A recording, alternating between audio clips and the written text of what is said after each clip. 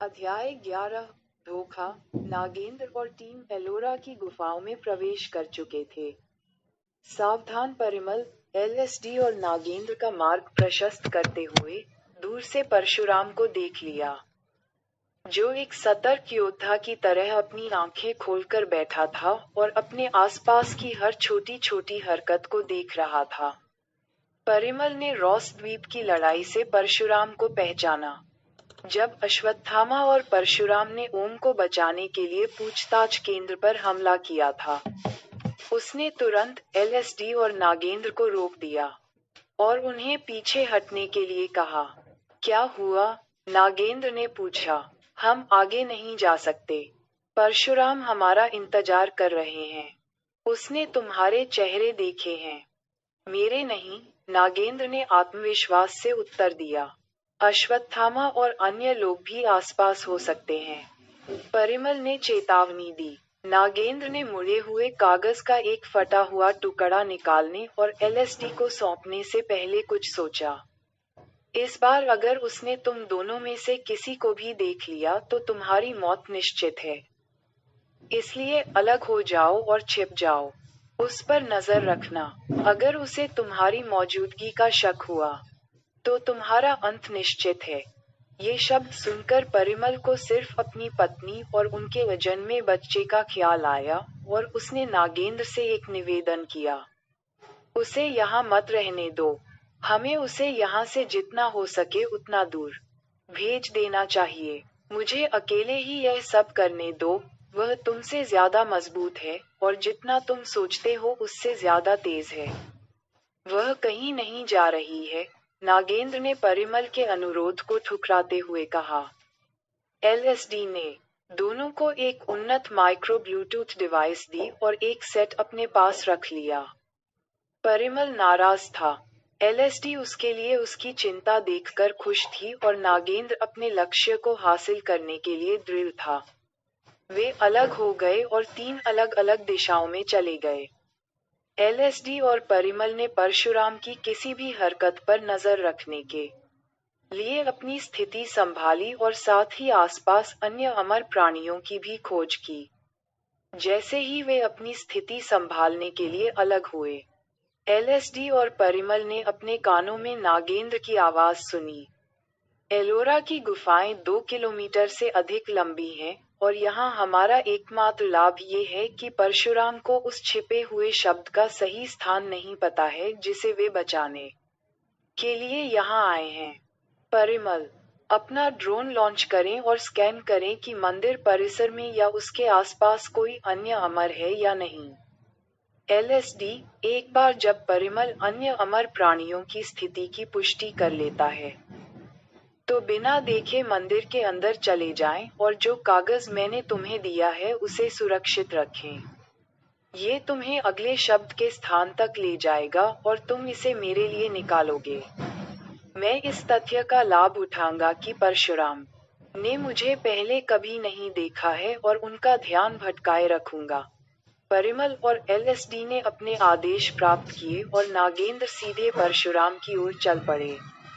नागेंद्र युवा और सुंदर दिख रहा था और उसमें असुर होने के कोई लक्षण नहीं दिख रहे थे, जो कि परशुराम को उम्मीद थी।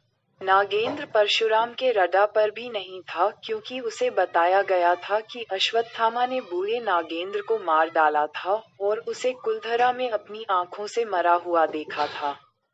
इससे नागेंद्र के लिए साफ साफ चलना और परशुराम के करीब पहुंचना आसान हो गया।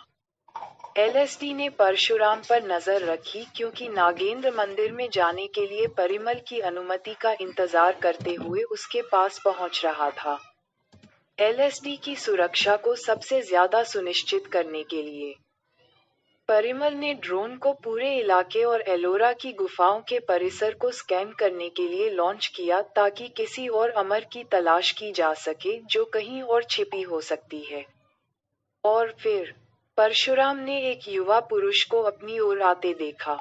नागेंद्र ने एक औसत युवा की तरह कपड़े पहने हुए थे और मुस्कुराते हुए परशुराम की ओर बढ़ रहे थे जैसे कि वह उनसे उस जगह के बारे में कुछ पूछना चाहते थे या शायद दिशा निर्देश ढूंढ रहे थे। फिर भी परशुराम अपने मन में उठ रहे संदेह को नजरअंदाज नहीं कर सके। उन्होंने सोचा कि यह युवक कौन है और यहाँ क्या कर रहा है, जबकि यहाँ पर्यटकों को भी जाने की अनुमति नहीं है। रुको, तुम कौन हो? परशुराम ने पूछा। SLATS टेलीवाहेड, एसटी साइटिंग। यह मेरा आपसे प्रश्न होना चाहिए, दादाजी। नागेंद्र ने स्थानीय मराठी बोली में तर्क दिया, अभी भी परशुराम की ओर आत्मविश्वास से चलते हुए। एक साधारण मनुष्य की तरह दिखाई दे रहे थे, जो उस व्यक्ति के बारे में अनभिज्ञ थे, जिन्हें वह दादाजी कहकर संबोधित कर रहे थे। QHS रेड आर 8 क्विया वाट 8 SC क्षेत्र S प्रीते एलेटा टेट WT। क्या आपको नहीं पता कि लॉकडाउन लागू होने के बाद से सभी गुफाएं बंद हैं? परशुराम ने अपने आउटफिट की फिर से जांच की। एक साधारण शर्ट, जीन्स, साधारण चप्पल और 2 कुकरी, चाकू जैसा हथियार, जो चौकीदार आमतौर पर अपने साथ रखते हैं, यही उन्होंने देखा।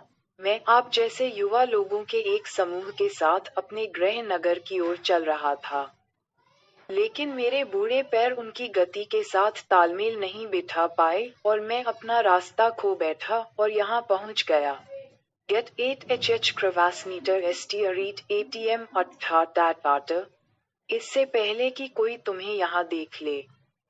चले जाओ वरना मैं अपनी नौकरी खो दूंगा, नागेंद्र ने सतर्क स्वर में कहा, एलोरा का रक्षक होने का नाटक करते हुए, क्योंकि केवल इसी तरह परशुराम मानेंगे। ओह, तुम रखवाले हो, परशुराम ने कहा। तेल WH IAT नहीं, सिर्फ एक रक्षक। अब जाओ, नागेंद्र ने कहा, अभी भी चरित्र में। तब तक परिमल को यकीन हो गया था कि परशुराम के साथ कोई अन्य अमर नहीं था।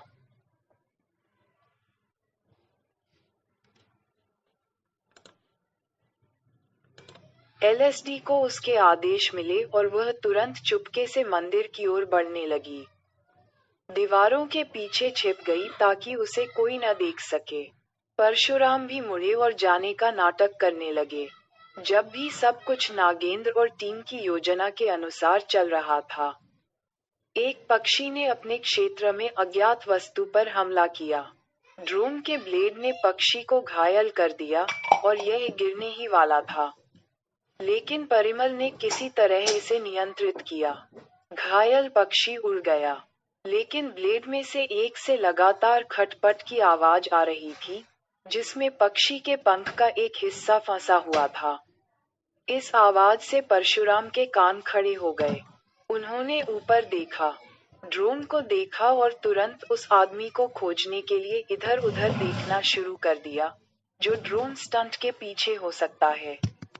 अभी भी एक साधारण बूढ़े व्यक्ति होने का दिखावा करते हुए, वह नागेंद्र की ओर मुड़ा, जो उसके ठीक पीछे खड़ा था, उसकी छाया की तरह।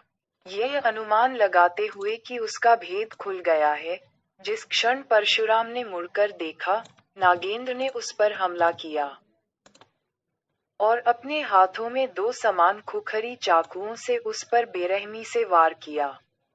ये चाकू इतने तेज थे कि एक ही वार में किसी भी चीज को काट सकते थे। जब तक परशुराम को एहसास हुआ कि उन पर हमला हो रहा है, तब तक खुखरी के पश्चात प्रभाव के कारण उन्हें कई गहरे घाव हो चुके थे, जो एक साधारण इंसान को मारने के लिए काफी घातक थे। युवा नागेंद्र एक साधारण इंसान के लिए बहुत फुर्तीला और तेज था, और परशुराम ने ये देखा था। नागेंद्र अभी भी परशुराम के करीब था। उसे हर जगह चाकू और चीर रहा था। परशुराम ने नागेंद्र की छाती पर इतनी जोर से धक्का मारा कि उसकी पसलियों के टूटने की आवाज हवा में गूंज उठी। तब तक LSD ने परशुराम की नजरों से बचते हुए मंदिर में प्रवेश करने का अवसर लिया। परशुराम के हाथ नागेंद्र को कुछ फीट दूर फेंकने के लिए काफी थे। जमीन पर गिरे नागेंद्र को लगा कि उसकी टूटी पसलियां उसके दिल में चुभ रही हैं। जबकि वह हिलने की कोशिश कर रहा था। परशुराम का खून बह रहा था, लेकिन वह इससे विचलित नहीं हुआ। वह अभी भी नहीं जानता था कि उस पर हमला करने वाला नागेंद्र था। लेकिन उसे मृत बोरे की तरह फर्श पर पड़ा देखकर उसने उस पर समय बर्बाद न करने का फैसला किया और जल्दी से मंदिर के दरवाजे की ओर बढ़ गया। परिमल अपने ड्रोन के कैमरे से ये सब देख सकता था और जानता था कि परशुराम के मंदिर में प्रवेश करने और एलएसडी को नुकसान पहुंचाने से पहले उसे हस्तक्षेप करना होगा।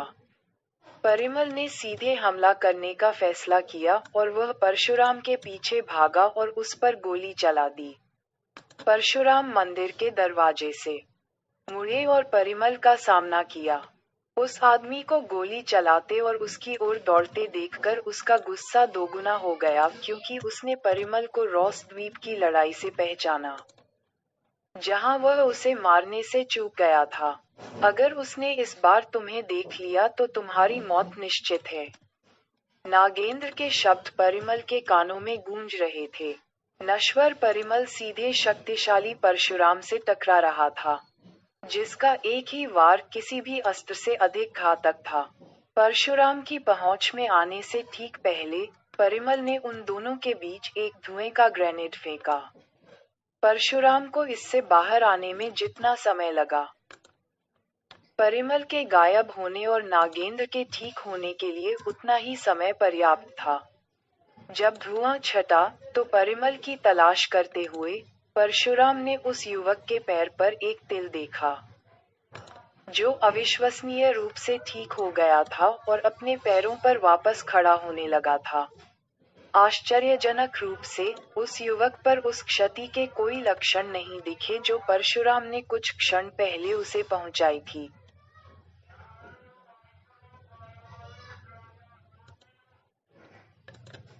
पहले परिमल और अब एक युवक जिसके पैर पर ठीक नागेंद्र के पैर के समान तिल था जिसके बारे में ओम ने उन्हें बताया था। परशुराम के लिए ये स्थिति समझने के लिए पर्याप्त था। नागेंद्र अपने पैरों पर खड़ा हुआ, अपने कपड़े झाड़े, अपनी खुखरी फिर से उठाए और बोला, हमारा कभी ठीक से परिचय नहीं हुआ। हाय, मैं नागेंद्र हूँ, और अब मैं आप में से एक हूँ। अमर, क्या आप लोग नए साथी के लिए फ्रेशर पार्टी नहीं देंगे? नागेंद्र के स्वर में व्यंग्य और आत्मविश्वास झलक रहा था। परशुराम के चेहरे पर अविश्वास के भाव को देखते हुए वह धीरे धीरे और शांति से उनके पास गया ताकि एलएसडी के लिए जितना संभव हो सके उतना समय खरीद सके।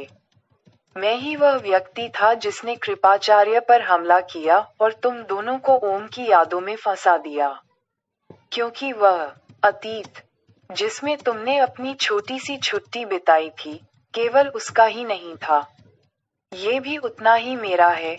नागेंद्र ने जानबूझकर परशुराम को परेशान करते हुए आंख मारी। परशुराम ने गुस्से में अपनी कुल्हाड़ी उठाई, यह मानते हुए कि वह नागेंद्र को मंदिर में प्रवेश करने से रोक देगा। इस तथ्य से अनजान कि एलएसडी पहले से ही मंदिर में घुस चुका था और कागज के टुकड़े पर इंगित स्थान की तलाश कर रहा था। इसके अलावा उसे ये पता लगाने के लिए लाइव निर्देश मिल रहे थे कि उसे शब्द चुराने के लिए कितना समय है। मैंने वह स्थान ढूंढ लिया है, एलएसडी ने कहा, और यह उसकी टीम तक पहुंच गया। आप पहले ही रॉस द्वीप पर परिमल से मिल चुके हैं, है न? जैसे ही नागेंद्र ने ये कहा, ड्रोन, जो अभी भी परशुराम के ऊपर मंडरा रहा था, नीचे झपटा और उसे बिजली से मारने से पहले उसकी पीठ से चिपक गया। परशुराम हिंसक रूप से कांप उठे क्योंकि उनके शरीर में अत्यधिक उच्च वोल्टेज दौड़ गया था। इससे उन्हें परशुराम के खिलाफ कुछ और समय मिल गया, लेकिन केवल तब तक जब तक कि उन्होंने ड्रोन को उसके किनारे से पकड़ लिया, उसे अपने सामने खींच लिया और उसे टुकड़े टुकड़े कर दिया। अपनी आदत के अनुसार नागेंद्र परशुराम की पीठ से उसी तरह लिपट गया, जैसे उसने रूपकुंड में वृक्षकपति और कुलधरा में ओम को लिपटा था। इस बार उसने परशुराम के कॉलरबोन में दोनों खुखरी घोंप दी। जब परशुराम पीठ से चिपके नागेंद्र को हटाने की कोशिश कर रहे थे। परिमल अपने बैग से आरी निकालकर उनके पैर काटने की कोशिश कर रहा था, लेकिन वह उन्हें केवल घायल कर सका। कई घावों से लथपथ परशुराम घुटनों के बल बैठे थे। इतने वर्षों के जीवन और युद्ध के अनुभव में पहली बार वह युद्ध की आधुनिक और पूरी तरह से बेईमान शैली देख रहे थे, जो कलयुग की अंतिम उक्ति को सटीक रूप से परिभाषित करती थी, प्रेम और युद्ध में सब कुछ जायज है। एलोरा में मची तबाही से बेखबर अश्वत्थामा ने ओम से पूछा, जब हम लड़ रहे थे, तो मेरा अपना तीर मुझ पर कैसे पलट गया? आपको नागपाश का उपयोग करना किसने सिखाया? पता नहीं यह आपके पास कैसे आ गया। और किसी ने मुझे नागपाश का उपयोग करना नहीं सिखाया। मैं बस इसे जानता हूँ। ओम ने उत्तर दिया। आप अन्य कौन से हथियार बुला सकते हैं? अश्वत्थामा उत्सुक था और जो उत्तर उसे मिला वह चौंकाने वाला था। उन सभी, ओम ने कंधे उचका दिए। उन सभी। और कौन से अस्त्र हैं? श्रीमती बत्रा ने पूछा। पृथ्वी ने उन्हें समझाना शुरू किया। सूची अंतहीन है। और सभी को प्राप्त करने में कई जन्म लग सकते हैं। मैं आपको कुछ बताऊंगा जो आपने पहले सुना होगा और कुछ जिन्हें आपको आगे बढ़ने पर जानना चाहिए। आग्नेयास्त्र, जिसका देवता अग्नि का देवता था। एक अग्नि मिसाइल था और रामायण और महाभारत के लगभग सभी योद्धाओं के पास यह अस्त्र था, जिसमें अश्वत्थामा भी शामिल थे। वरुणास्त्र जल का हथियार था, जिसका इस्तेमाल अग्नियास्त्र के जवाब में किया जाता था। एक बार छोड़े जाने पर ये प्रचुर मात्रा में पानी छोड़ता था जो सब कुछ धो सकता था। इस अस्त्र को भी रामायण और महाभारत में कई लोगों ने प्राप्त किया था। परशुपास्त्र में प्रतिद्वंद्वी को युद्ध के मैदान में सुला देने की शक्ति थी। महाभारत के दौरान केवल भीष्म के पास ये हथियार था, और उन्हें देवताओं ने रोक दिया था जब उन्होंने अपने गुरु परशुराम के खिलाफ इसका इस्तेमाल करने की कोशिश की थी। नागास्त्र एक विनाशकारी सांप के आकार का हथियार था जो शरीर में जहर फैलाने के लिए काफी घातक था। महाभारत के युद्ध के दौरान कई योद्धाओं के पास ये था। नागपाश, जैसा कि आप पहले से ही जानते हैं, एक ऐसा हथियार था रामायण में। इंद्रजीत ने लक्ष्मण के खिलाफ इसका इस्तेमाल किया और यहाँ तक कि ओम ने इसका इस्तेमाल अश्वत्थामा के खिलाफ किया जब उसने ज्ञानगंज से भागने की कोशिश की। केवल गरुड़ास्त्र ही किसी को नागपाश और नागपाश से मुक्त कर सकता था। ये भगवान राम और अर्जुन के पास था। हालांकि ओम के पास सौपर्णा भी थी, जो विचित्र पक्षियों को छोड़ती थी, और यह नागपाश का एक और प्रतिकार है। वायुवास्त्र में उच्च दबाव वाली हवाएं बनाने की क्षमता थी जो पलक झपकते ही हजारों सैनिकों को बहा ले जा सकती थी। सूर्यास्त्र में किसी भी जलाशय को सुखाने और उससे निकलने वाली तेज रोशनी से किसी भी तरह के अंधकार को दूर भगाने की शक्ति थी। इंद्रास्त्र, जैसा कि नाम से पता चलता है, सीधे इंद्र से जुड़ा था, स्वर्ग में देवताओं के राजा, जिनके पास गड़गड़ाहट, तूफान, बिजली और बारिश को छोड़ने, नियंत्रित करने और निष्पादित करने और यहाँ तक कि यह तय करने की शक्ति थी कि नदियाँ कैसे बहेंगी।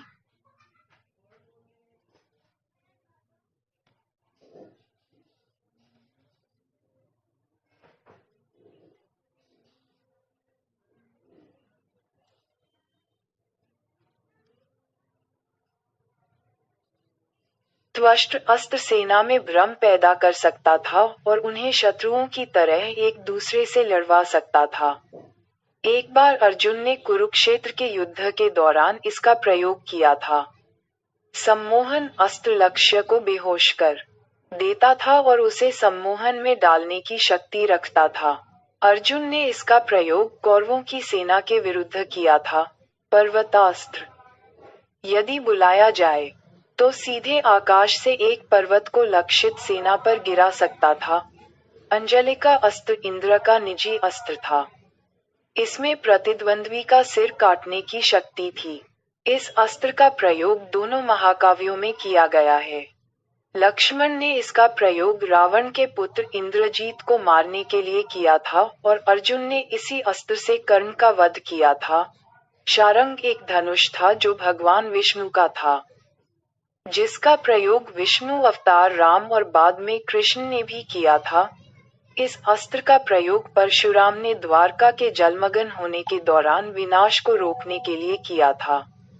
ब्रह्मास्त्र सबसे शक्तिशाली, सबसे घातक और सबसे मनोरम अस्त्र था, जो एक ही झटके में पूरी सेना को नष्ट करने में सक्षम था।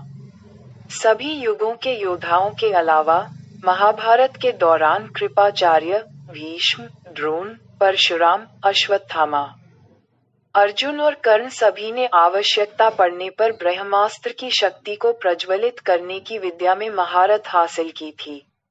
ब्रह्मास्त्र की तुलना में ब्रह्मशीर्ष अस्त्र अधिक भव्य था। इसमें उल्काओं की वर्षा करने की शक्ति थी और यह बहुत भयानक था। नारायणास्त्र ने लाखों भयंकर प्रक्षेपास्त्रों की बौछार की। बचने का कोई रास्ता नहीं था सिवाय आत्मसमर्पण करने और नीचे लेट जाने के, ताकि यह अपने लक्ष्य को बख्श दे।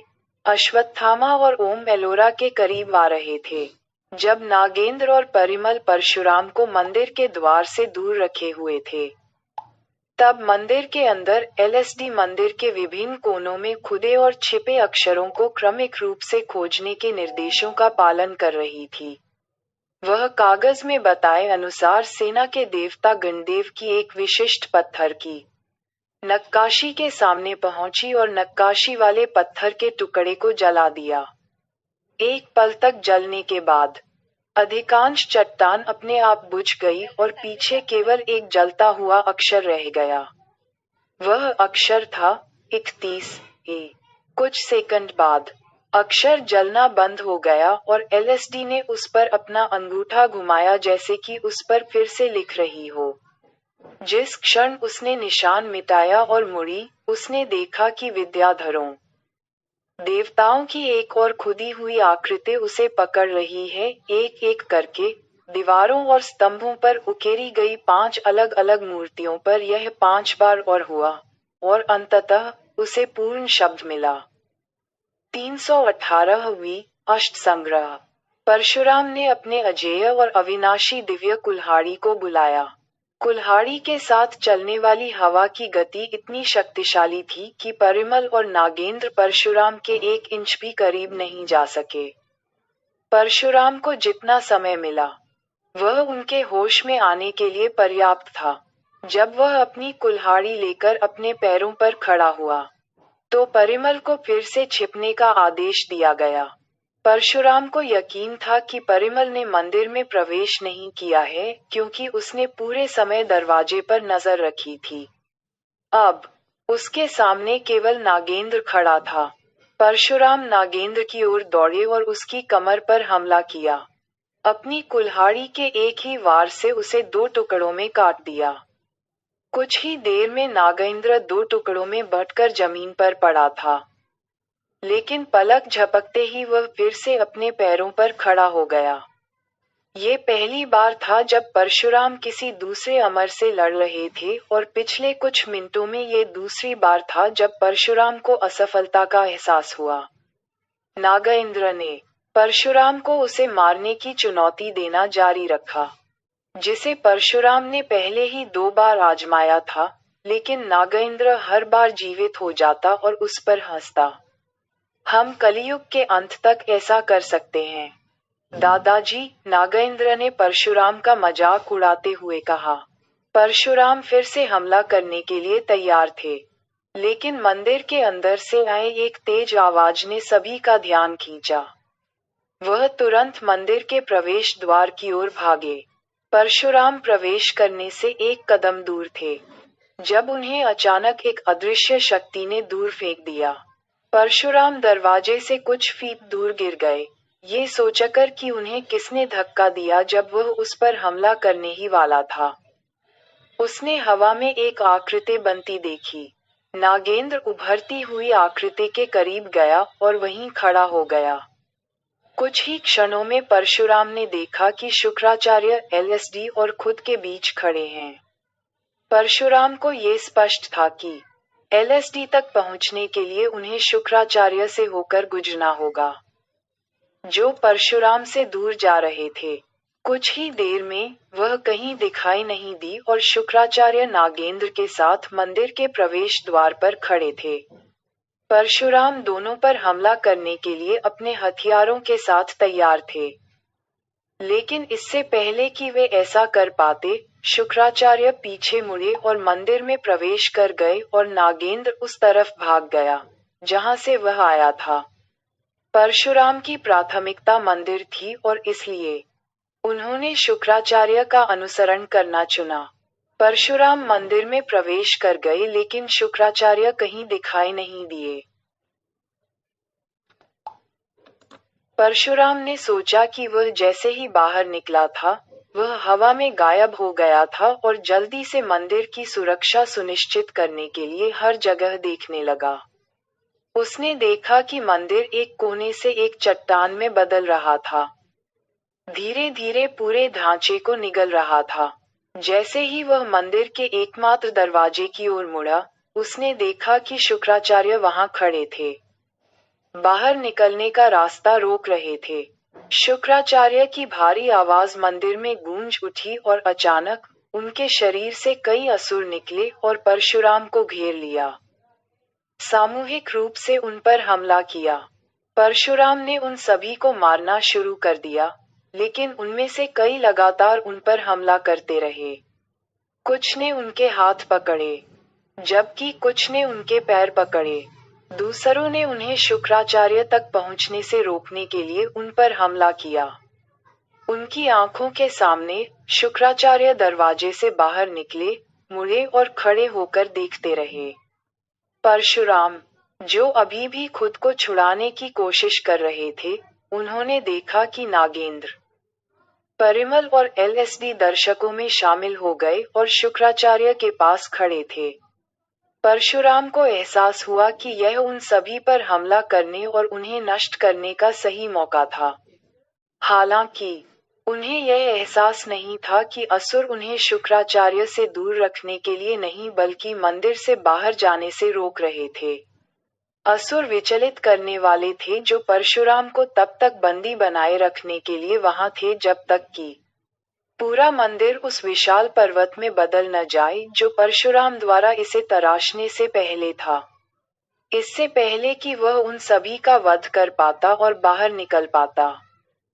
दरवाजा सदियों पहले के अपने मूल रूप में वापस आ गया था, जब इसे तराशा नहीं गया था। पूरा मंदिर उस विशाल पर्वत में बदल गया था जो वह हुआ करता था, जिसने परशुराम और सभी असुरों को निगल लिया था। निराशा, अविश्वास, हार और निराशा के भार ने परशुराम को फिर से अपने घुटनों पर धकेल दिया क्योंकि वह जो कुछ भी बनाया था उसे खोने की भावनाओं से घुट रहा था। उन्होंने पीड़ा और मंदिर खोने के दर्द में वेद व्यास को अपना स्थान बताया।